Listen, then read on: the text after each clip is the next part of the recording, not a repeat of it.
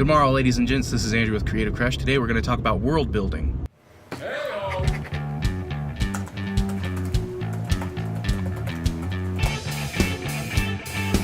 World building is essential for all sorts of storytelling.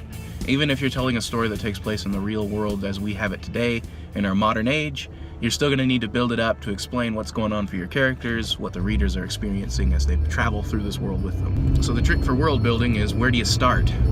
A lot of people get caught up in the minutia of world building, thinking about, the little details of like, well, there's this in the city, or that, or this, or that. You know, and those pieces, while they are important, shouldn't be the part where you start.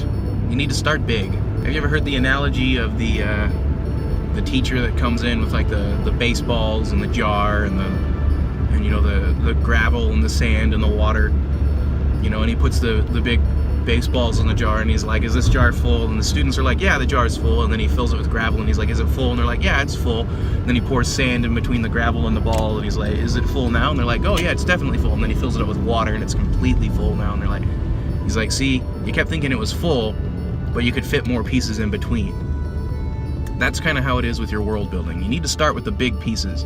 What is the fundamental element of your world?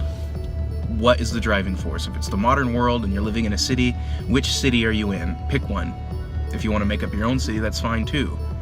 But define it. What makes it what it is? What is its center? What is its heritage? Those pieces are important to start with. What is the big part of the world? More than just being a big part of the world for itself, you need to determine how it fits with the character. Because your world is a character on its own. How does it fit with what you're trying to tell in your story? If you're telling a fantasy story, you need to determine why your world is the way it is. Is it a large forested world? Is it a desert? Is it a space and time continuum kind of thing, where there's something really weird about it? What defines your world? Your gravel is the people that live in it, your side characters, your environment, things like that. What are the things that affect the world after it's established? Your sand is the events that take place between those characters, which is also part of your world. Your world will affect how those characters interact, or worlds, if you're in a science fiction traveling amongst the stars. The water, the final piece that goes into your picture of all the other stuff, is your little details. The emotions they feel, the ideas they come across, the feelings they express. Those are your little pieces that fit in between. By working on each of these pieces and considering it by comparing with the analogy, you'll get a better idea of how your world fits together. There's nothing wrong with relying on worlds that you've seen other people use as well. Go ahead and read some other people's stories, check out other people's maps, see how they all fit together.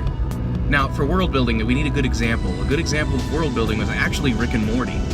The big idea for Rick and Morty, the two baseballs in the jar, are that Rick Sanchez is a super genius who can travel the multiverse at will. That's the big idea.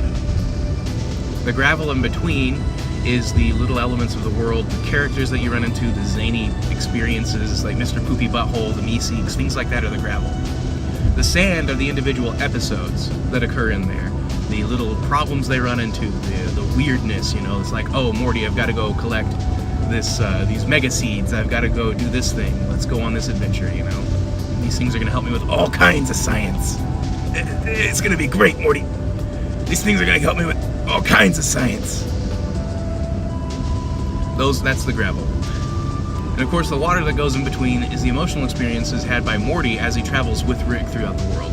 His little moments of, I don't want to shoot nobody. Where he's like, I can't believe you do this, Rick.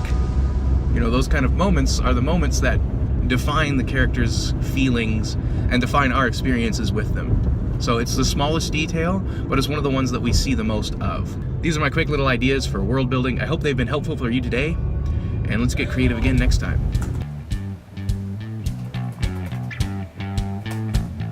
Thanks for watching today, ladies and gents. Really appreciate you guys coming here. Check out another video, share this if you liked it, and be sure to subscribe. We'll see you later.